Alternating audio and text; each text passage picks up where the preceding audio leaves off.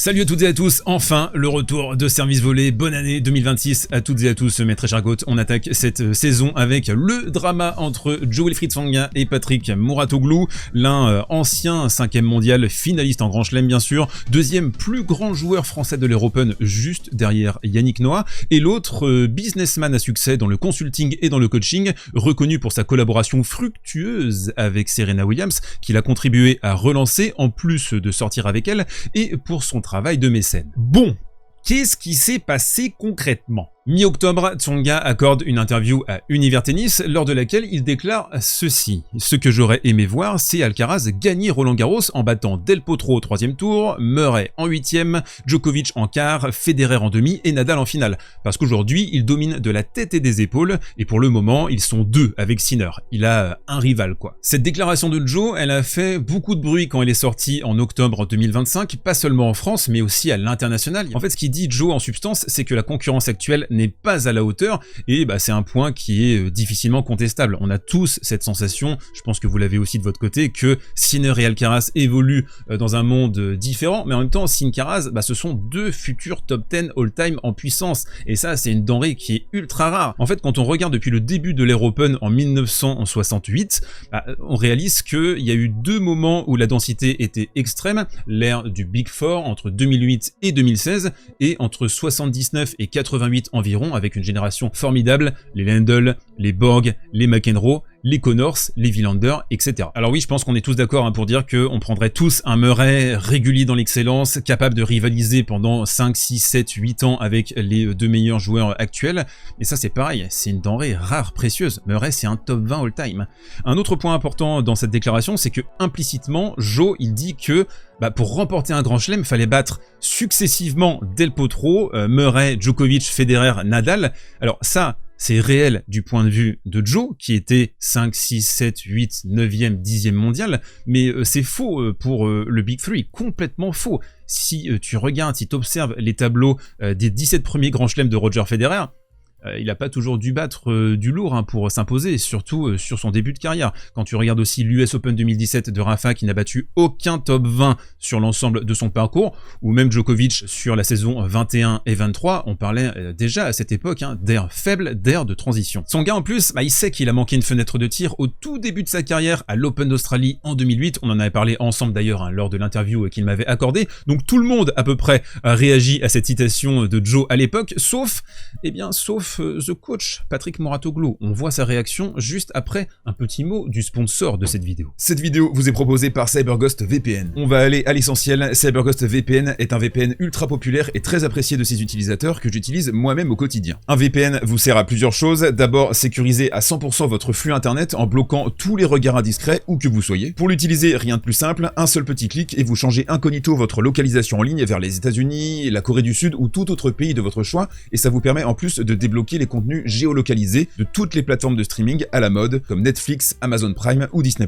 En changeant de pays virtuellement parce que vous restez tranquillou assis chez vous, vous pouvez payer vos abonnements moins cher et surtout accéder à du sport gratuitement sur des chaînes d'autres pays que la France. Autre atout non négligeable, les sites bloqués en France redeviennent accessibles grâce à CyberGhost VPN, comme la France qui a bloqué l'accès à certains sites pour les grands en 2025. Ne subissez plus ces blocages aléatoires tout en gardant votre activité privée et sécurisée en toutes circonstances. Avec un seul abonnement, tu peux sécuriser jusqu'à 7 appareils en même temps, ça fonctionne sur ton téléphone, ton ordinateur et même ta console de jeu. Avec mon lien dans la description, tu bénéficies d'une réduction de 83% sur l'abo et tu obtiens 4 mois gratuits. Tu as 45 jours pour te faire rembourser si tu le souhaites et un accès au support client toute la journée et toute la nuit, donc c'est vraiment safe pour toi. Merci à CyberGhost VPN de sponsoriser cette vidéo. Un abonnement à CyberGhost VPN égale un soutien à Service Volé, donc c'est plutôt pas mal, n'hésitez pas. Allez, on retourne à la vidéo. Allez, retour à la vidéo et on reprend avec la réaction de Patrick Mouratoglou qui a mis le feu aux poudres il y a quelques jours. Alors attention, Patou, il parle en English. Je vous fais la traduction juste après. Moi, ce que j'aurais aimé voir, c'est Alcaraz gagner Roland Garros, mais en battant Del Potro, Murray, Djokovic, en demi Federer et en finale Nadal. Parce qu'aujourd'hui, ils dominent de la tête et des épaules.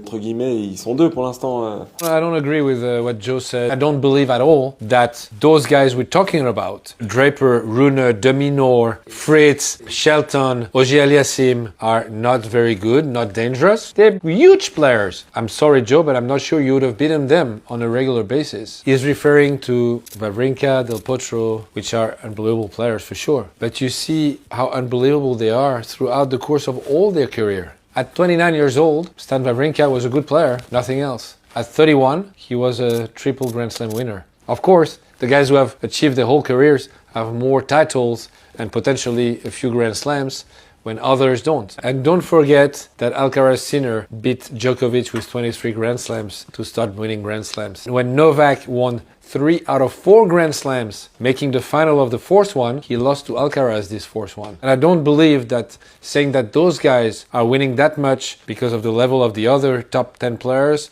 is giving them the credit they deserve 100%. Ok, donc je vous fais la trad. Mouratoglou, en gros, il dit que Tsonga n'aurait pas systématiquement battu Félix Auger-Aliassime, De Minaur, Draper, Roneux, qui sont des joueurs formidables d'après Patou. Et surtout, en fait, il a répondu dans les commentaires sur Instagram et il a dit que Tsonga n'a eu qu'une seule saison de prime. Ouah. On déglutit, on se mouille la nuque. On va essayer de parler concrètement. Si on compare Joe avec les joueurs de sa génération, je vous fais quelques petites captures d'écran. En fait, c'est la seule métrique valable pour comparer Joe dans sa génération. Quand on regarde attentivement, il a un head-to-head négatif contre Berdych, contre Ferrer, contre Wawrinka, contre Del Potro, contre Soderling, contre Cilic. Et parfois, vous le voyez, de façon écrasante. Il faut rappeler aussi que Tsonga a été souvent blessé dans sa carrière, souvent fauché dans son prime, dans ses meilleures années. Il appartenait évidemment à la deuxième lame de sa génération, mais c'était pas le meilleur de la deuxième lame, même s'il fait 5 demi-finales en Grand Chelem et une finale aussi, on l'a dit, à l'Open d'Australie en 2008. Donc évidemment, il n'y a aucune métrique concrète pour affirmer qu'il aurait systématiquement battu ou non les Roneux, les Félix Auger-Aliassime, les De Minaur. Donc en fait, le débat déjà, il sert à rien. Il faut le dire, il a aucun intérêt. Franchement, il a aucun intérêt, même si on peut comprendre, on peut entendre le point de vue de Mouratoglou, qui est assez angélique quand même par rapport à la génération actuelle. La question qu'on doit se poser aussi, c'est pourquoi Mouratoglou choisit de réagir à ça. D'abord parce que la capsule, elle a cartonné, pas seulement en France, mais à l'international, et aussi parce que Mouratoglou, son business, ça repose en grande partie, en très très grande partie, sur l'image, sur ses déclarations, ses opinions sur les réseaux sociaux, sur le fait aussi qu'il montre toujours qu'il écrase les joueurs qu'il affronte sur ses réseaux. T'as l'impression que le mec, c'est un ancien top 10, et donc il doit alimenter. Et c'est ça un peu le piège, c'est qu'il faut alimenter les réseaux, même en période creuse, même en décembre, même en janvier, donc on va lisser comme ça les capsules pour que ça sorte tout le temps, il faut toujours être présent, et à un moment donné t'es un peu piégé aussi, parce que tu dois toujours, sans cesse, réagir, proposer des opinions.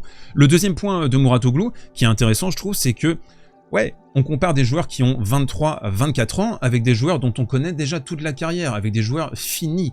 Et on a tendance aussi, je trouve, à un peu idéaliser les carrières de ces joueurs-là, des Stan, des Cilic, des Del Potro, alors qu'il y a eu beaucoup d'aléas. Et donc je suis plutôt d'accord avec cette vision de Mouratoglou, même si en effet je trouve qu'il tire quand même beaucoup du côté de la génération actuelle, qui est franchement pas fameuse. Alors là vous vous dites, on va s'arrêter là, c'est gentillesse, c'est juste une petite réponse par réseau interposé. Pas du tout. Pas du tout, parce que Tsonga a décidé hier de sortir l'artillerie lourde, le bazooka, on peut le dire, sur une réaction qui est rare, je trouve, dans le tennis français, de voir comme ça à nu les tensions qu'il peut y avoir. On écoute Joe, vous allez le voir. I agree with what Joe said. I don't believe at all that those guys we're talking about, Draper, Rune, De Minaur, Fritz. Non, Patrick, pas d'accord.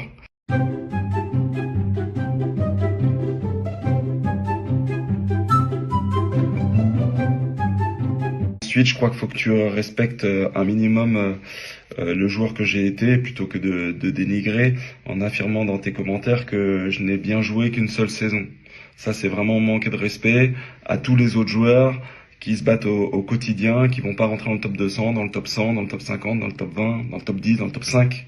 Je crois que tu as raison sur un point où je suis entièrement d'accord avec toi, c'est que ça n'enlève aucun mérite à Alcaraz et Sinner de dominer autant, et évidemment c'est quelque chose que je n'ai pas dit encore une fois, mais je crois que j'ai le droit de me poser la question à un moment donné, à savoir que j'aurais aimé, je dis bien j'aurais aimé voir Sinner Alcaraz dans le même Grand Chelem que Federer, Nadal, Djokovic, Murray, Wawrinka, Del Potro et plein d'autres joueurs qui viennent dans les époques précédentes aussi avec des joueurs exceptionnels. Je crois que tu resteras juste le coach, the coach, pardon, le commentateur, l'organisateur d'événements, le mécène et honnêtement je te félicite pour ça.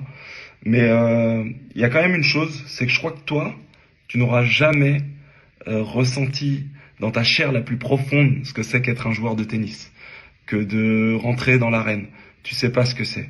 Toi, tu es entraîneur. Tu n'es pas le mieux placé pour me reprendre ou pour me donner des leçons sur le tennis de haut niveau. Non, Patrick, pas d'accord.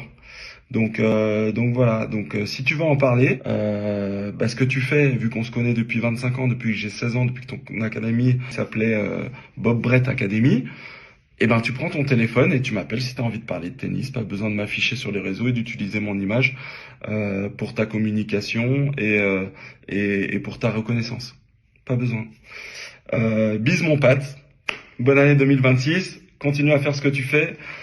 Pour le tennis en tout cas, tu le fais bien, mais s'il te plaît, respecte un tout petit peu les joueurs, même si c'est pour le buzz, la com. On est d'accord.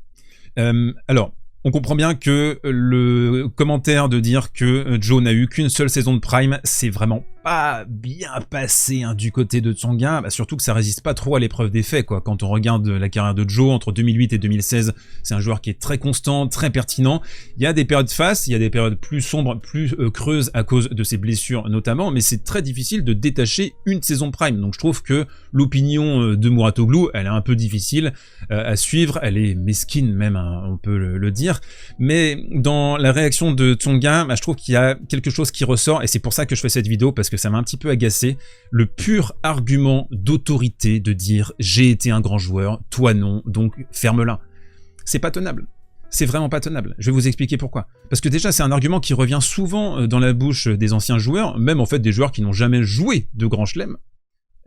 Et leur idée, c'est de dire « on peut pas donner son avis sur le tennis si on n'a pas été un grand joueur soi-même ». Donc en gros, je résume, quand tu vas au resto, tu goûtes un plat, tu peux pas donner ton avis si t'as pas été chef toi-même, c'est ça la logique. Tu vas voir un film au cinéma, tu sors de la séance, t'as pas le droit de donner ton avis, parce que t'as pas été réalisateur ni acteur, non, t'y connais rien. Vous voyez bien en fait l'absurdité du raisonnement. Pourquoi Gilles Cervara est coach de Medvedev, numéro 1 mondial, alors qu'il a aucune expérience du très très haut niveau? Pourquoi Medvedev l'écoute? C'est ridicule. On voit bien que c'est un raisonnement qui tient pas. Je vous donne un autre exemple. Mikael Youdra, ancien 21e mondial, est-ce que vous avez écouté ses analyses sur France Télévisions pendant Roland Garros? Vous avez écouté ce qu'il dit? Vous avez écouté ce qu'il a à dire sur le tennis actuel et aussi sur le tennis de son époque? C'est un cauchemar. C'est de la logorée ce qu'il raconte. Ça n'a aucun espèce d'intérêt, alors qu'il a été 21e mondial. Donc lui, il faudra l'écouter parce que c'est un ancien joueur, mais quelqu'un qui n'a jamais été top player, qui peut avoir les meilleurs avis du monde, faut pas l'écouter, faut l'exclure. Argument d'autorité. Bah non. Non. Alors, évidemment qu'un joueur qui a connu une finale en Grand Chelem a une expérience, a une vision, peut ressentir des choses, peut proposer aussi dans son analyse, eh bien ça, voilà, j'ai vécu ça, je sais à peu près à quoi ça correspond, et je peux l'expliquer, et encore, ils savent pas tous l'expliquer, c'est pas parce que t'as fait un 8e de finale ou un quart de finale en Grand Chelem que t'es capable d'expliquer ce que c'est la pression au très haut niveau. Non, faut avoir un vocabulaire, faut être capable aussi de vulgariser ses opinions, de les expliquer, de les expliciter, donc c'est pas forcément super simple. Et oui, un joueur qui a battu Federer, Nadal, Djokovic, Murray, même si Joe est mené 14-2 contre Andy Murray, évidemment qu'il a un point de vue unique, et il faut qu'il puisse partager son expérience qui est très précieuse, encore plus en France. Mais c'est ridicule de disqualifier un point de vue parce que le gars en face n'a pas été pro. C'est complètement con. Je suis désolé de le dire comme ça, mais c'est bête à manger du foin. On peut même en fait bien davantage connaître et comprendre le tennis en étant de l'extérieur, en n'ayant pas une expérience professionnelle. Comment tu peux le faire? En étudiant des milliers de matchs par année, par saison, depuis 20, 25, 30 ans, tu peux compenser, tu peux réussir à dépasser le point de vue d'un ancien pro. C'est même en fait hyper courant. Tu peux te renseigner sur le passé, étudier l'histoire du tennis, avoir des références beaucoup plus complexes qu'un joueur qui s'est concentré uniquement sur ses 10-12 années de carrière. On a accès aujourd'hui à toute une littérature sur le tennis, les biographies, les analyses techniques, tactiques, plein de vieilles archives aussi pour se constituer une culture tennis, et tu peux aussi améliorer ta connaissance technique des choses en allant dans les clubs, en discutant, en essayant de progresser sur ton point de vue, sur ta vision, sur ce qui se passe au niveau du tennis de très très haut niveau. Alors pourquoi Tsonga a aussi mal réagi? Déjà, il y a un point qui est important, c'est qu'il accuse Mouratoglou de vouloir faire des vues sur son dos. Et ce qu'on sait, c'est que l'académie de Tsonga et l'académie de Mouratoglou, ils sont un petit peu en concurrence. C'est peut-être ça d'ailleurs le véritable nœud du problème. Je pense pas que Tsonga réagit si c'est autre chose, quelqu'un d'autre que Patrick Mouratoglou. D'ailleurs, Tsonga il dit dans cette réaction qu'il est hors de question de se laisser dénigrer. C'est un mot qui est important. Dénigré par Patrick Mouratoglou qui est son rival, l'un de ses rivaux en tout cas, sur les académies privées en France en 2026. Et cette prise de bec, je vais peut-être un peu sortir du cadre des choses que j'ai écrites là sur mes petites notes, mais cette prise de bec, je trouve qu'elle est symptomatique du tennis français dans son ensemble, de la guerre d'ego perpétuelle, du concours de bistouquettes entre les anciens joueurs, les consultants, les journalistes. Tout le monde essaie de graviter comme ça, de choper la place de l'autre, c'est ultra individualiste.